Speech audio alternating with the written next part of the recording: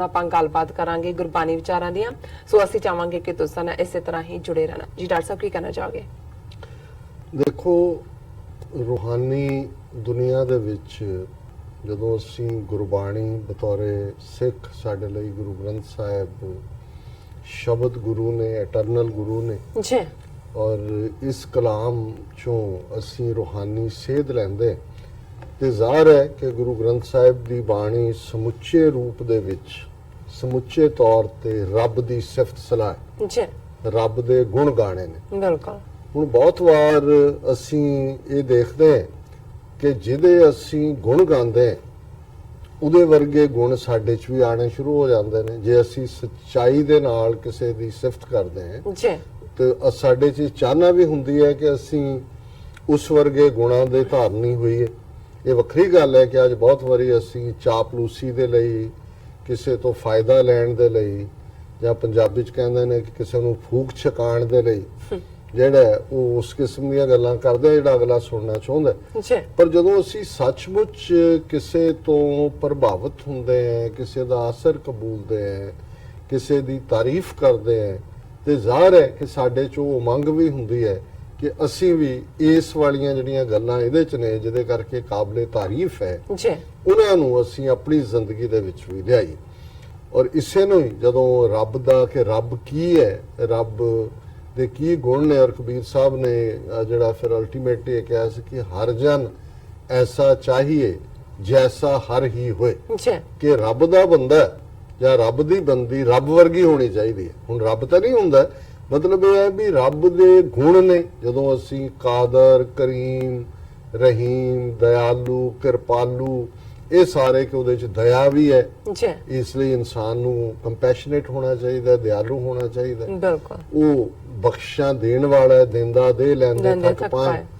ਅਸੀਂ ਕਿਸੇ ਦਾ ਮਾੜਾ ਜਿਹਾ ਭਲਾ ਕਰਕੇ ਮੁੜ ਕੇ ਪਹਿਲਾਂ ਤਾਂ ਗਣਾਉਂਦੇ ਆ 10 ਥਾਵਾਂ ਤੇ, ਫਿਰ ਜੇ ਉਹ ਨਾ ਕਰੇ ਤਾਂ ਉਹਨੂੰ ਤਾਨੇ ਮਿਹਣੇ ਦਿੰਦੇ। ਪਰ ਰੱਬ ਨੇ ਤਾਂ ਕਦੇ ਹਿਸਾਬ ਰੱਖਿਆ ਹੀ ਨਹੀਂ, ਦਿੰਦਾ ਦੇ ਲੈਂਦੇ ਥੱਕ ਪਾਏ, ਜੁਗਾ ਜੁਗੰਤਰ ਖਾਈ ਖਾਏ। ਕਈ ਜੁਗ ਹੋ ਕੇ ਖਾਂਦੇ ਆ।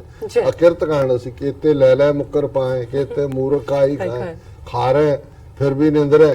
ਤੇ ਰੱਬ ਨੇ ਤਾਂ ਕਦੇ ਨਹੀਂ ਕਿਹਾ ਕੋਈ ਚਪੇੜ ਨਹੀਂ ਮਾਰੀ ਸਿੱਧੀ ਕੱਢ ਕੇ ਕਿ ਭਾਈ ਚੱਲ ਤੈਨੂੰ ਸੂਰਜ ਦੀ ਰੋਸ਼ਨੀ ਨਹੀਂ ਦੇਣੀ, ਤੂੰ ਅਕਿਰਤ ਕਾਂਡ, ਆਵਾਜ਼ ਤੇਰੇ ਲਈ ਨਹੀਂ। ਸੋ ਅੱਜ ਦਾ ਸ਼ਬਦ ਜਿਹੜਾ ਸੂਹੀ ਰਾਗ ਦੇ ਵਿੱਚ ਗੁਰੂ ਨਾਨਕ ਸਾਹਿਬ ਦਾ ਲੰਬਾ ਸ਼ਬਦ ਹੈ, ਇਸ ਨੂੰ ਅਸੀਂ 2 ਜਾਂ 3 ਪਦਿਆਂ ਦੇ ਵਿੱਚ ਡਿਸਕਸ ਕਰਾਂਗੇ। ਅੱਜ 2 ਪਦੇ ਅਸੀਂ ਚੁਣੇ ਨੇ। ਸੂਹੀ ਮਹੱਲਾ ਪਹਿਲਾ ਔਰ ਗੁਰੂ ਗ੍ਰੰਥ ਸਾਹਿਬ ਦੇ ਅੰਗ 766 ਤੇ ਦਰਜ ਹੈ। ਮੇਰਾ ਮਨ ਰਾਤਾ ਗੁਣ ਰਵੈ, ਮਨ ਭਾਵੈ ਸੋਈ, ਗੁਰ ਕੀ ਪੌੜੀ ਸਾਚ ਕੀ, ਸਾਚਾ ਸੁਖ ਹੋਈ। ਸੁਖ ਸਹਿਜ ਆਵੈ, ਸਾਚ ਭਾਵੈ, ਸਾਚ ਕੀ ਮਤ ਕਿਉਂ ਟਲੈ।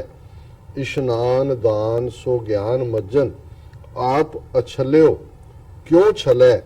ਪਰ ਪੰਚ ਮੋਹ ਵਿਕਾਰ ਥਾਕੇ, ਕੂੜ ਕਪਟ ਨਾ ਧੋਈ। ਮੇਰਾ ਮਨ ਰਾਤਾ ਗੁਣ ਰਵੈ, ਮਨ ਪਾਵੈ ਸੋਈ। ਕਿ ਮੇਰਾ ਮਨ ਉਸ ਵਾਹਿਗੁਰੂ ਦੇ ਗੁਣਾਂ ਦੇ ਵਿੱਚ, ਉਸ ਦੀਆਂ ਸਿਫਤਾਂ ਦੇ ਵਿੱਚ, ਉਸ ਦੇ ਕਰਮ ਦੇ ਵਿੱਚ ਰਤਿਆ ਹੋਇਆ, ਡੁੱਬਿਆ ਹੋਇਆ, ਇਮਰਸਡ ਹੈ, ਉਸ ਦੇ ਵਿੱਚ ਜਜ਼ਬ ਹੈ। ਉਸ ਤੋਂ ਬਿਨਾ ਮੈਨੂੰ ਕੁਝ ਨਜ਼ਰ ਨਹੀਂ ਆਉਂਦਾ ਮੇਰੇ ਮਨ ਨੂੰ। ਔਰ ਇਹ ਮੇਰੇ ਮਨ ਨੂੰ ਬਹੁਤ ਚੰਗਾ ਲੱਗਦਾ ਹੈ ਕਿ ਉਹ ਮੇਰੇ ਹਮੇਸ਼ਾ ਮੇਰੇ ਚੇਤੇ 'ਚ ਰਹੇ, ਮੇਰੇ ਨਾਲ ਰਹੇ, ਮੈਂ ਉਸ ਤੋਂ ਕਦੇ ਵੱਖ ਨਾ ਹੋਵਾਂ। ਔਰ ਇਸ ਦਾ ਨਤੀਜਾ ਇਹ ਹੈ ਕਿ ਇਹ ਜਿਹੜੀ ਪੌੜੀ ਹੈ ਇਸ ਰਸਤੇ ਤੇ ਤੁਰਨ ਦੀ ਸਾਚ ਕੀ, ਸੱਚ ਇਹਦਾ ਬੇਸ ਹੈ। ਅਮਲ ਜਦੋਂ ਅਸੀਂ ਕਹਿੰਦੇ ਹਾਂ ਸੱਚ ਦਾ ਜੀਵਨ, ਸੱਚ ਦੇ ਨਾਲ ਜੁੜਨਾ, ਗੁਰ ਕੀ ਪੌੜੀ ਸਾਚ ਕੀ, ਸਾਚਾ ਸੁਖ ਹੋਈ। ਕਿ ਅਲਟੀਮੇਟ ਜਿਹੜਾ ਕੰਫਰਟ ਹੈ, ਟਿਕਾ ਹੈ, ਸਹਿਜ ਹੈ, ਉਹ ਸੱਚ ਦੇ ਨਾਲ ਜੁੜ ਕੇ ਹੁੰਦਾ ਹੈ। ਜਦੋਂ ਅਸੀਂ ਰੱਬ ਦੇ ਨਾਲ ਜਿਹੜਾ ਉਸ ਨੂੰ ਆਪਣੇ ਯਾਦ ਦੇ ਵਿੱਚ ਰੱਖਦੇ ਹਾਂ, ਅਸੀਂ ਸੱਚ ਦੇ ਨੇੜੇ ਰਹਿਣ ਦੀ ਕੋਸ਼ਿਸ਼ ਕਰਦੇ ਹਾਂ। ਸੁਖ ਸਹਿਜ ਆਵੈ, ਸਾਚ ਭਾਵੈ, ਸਾਚ ਕੀ ਮਤ ਕਿਉਂ ਟਲੈ। ਇਸ਼ਨਾਨ ਦਾਨ ਸੋ ਗਿਆਨ ਮੱਜਨ, ਆਪ ਅਛਲਿਓ ਕਿਉਂ ਛਲੇ। ਕਿ ਭਾਈ ਉਸ ਦੇ ਨਾਲ ਜੁੜ ਕੇ ਸੁਖ ਮਿਲਦਾ ਹੈ, ਸਹਿਜ ਆਉਂਦਾ ਹੈ।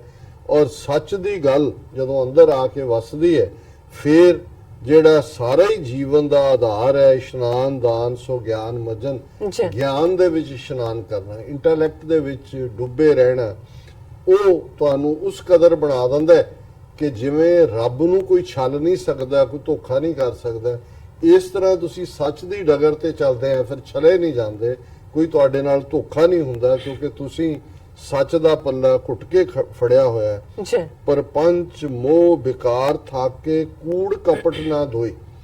ਫਿਰ ਤੁਸੀਂ ਜਦੋਂ ਸੱਚ ਦੇ ਕਿਲੇ ਦੇ ਵਿੱਚ ਵੜ ਗਏ, ਜਿਹਨੂੰ ਗੁਰੂ ਸਾਹਿਬ ਨੇ ਫਰਮਾਇਆ ਜਦੋਂ ਅਸੀਂ ਬਾਣੀ ਪੜ੍ਹਦੇ ਹਾਂ, ਭਾਈ ਸੱਤੇ ਤੇ ਬਲਵੰਡ ਦੀ ਰਾਮਕਲੀ ਦੀ ਵਾਰ, ਜੀ ਕਿ ਨਾਨਕ ਰਾਜ ਚਲਾਇਆ ਸੱਚ ਕੋਟ ਸਤਾਣੀ ਨੀਂਹ ਦੇ, ਕਿ ਜਿਹੜਾ ਰਾਜ ਗੁਰੂ ਨਾਨਕ ਨੇ ਐਸਟੈਬਲਿਸ਼ ਕੀਤਾ ਹੈ ਰੂਹਾਨੀਅਤ ਦੀ ਦੁਨੀਆ ਦੇ ਵਿੱਚ, ਉਹਦਾ ਕਿਲਾ ਸੱਚ ਦਾ ਹੈ। ਨਾਨਕ ਰਾਜ ਚਲਾਇਆ ਸੱਚ ਕੋਟ, ਕਿਲਾ ਸੱਚ ਦਾ ਹੈ, ਸਤਾਣੀ ਨੀਂਹ ਦੇ, ਉਹਦੀ ਜਿਹੜੀ ਫਾਊਂਡੇਸ਼ਨ ਹੈ, ਉਸ ਦੀ ਸੰਗੇ ਬੁਨਿਆਦ ਹੈ, ਉਹ ਬਹੁਤ ਪੁਖਤਾ ਹੈ, ਜੀ ਉਹ ਸਤਾਣੀ ਹੈ, ਬਹੁਤ ਮਜ਼ਬੂਤ ਹੈ। ਔਰ ਜਦੋਂ ਤੁਸੀਂ ਸੱਚ ਦੇ ਕਿਲੇ ਦੀ ਉਸ ਮਜ਼ਬੂਤ ਦੇਖ ਰੇਖ ਵਿੱਚ ਹੁੰਦੇ ਹੋ, ਉਸ ਦੇ ਵਿੱਚ ਮਹਿਫੂਜ਼ ਹੁੰਦੇ ਹੋ, ਫਿਰ ਤੁਹਾਡੇ ਅੰਦਰ ਮੋਹ ਵਿਕਾਰ, lust, anger, greed, attachment, ego, ਅਨਾ, ਜੈਲਸੀ, ਇਹਦੇ ਲਈ ਕੋਈ ਥਾਂ ਨਹੀਂ ਹੁੰਦੀ। ਜੀ। ਨਾ ਕੂੜ ਹੁੰਦਾ ਨਾ ਕਪਟ ਹੁੰਦਾ।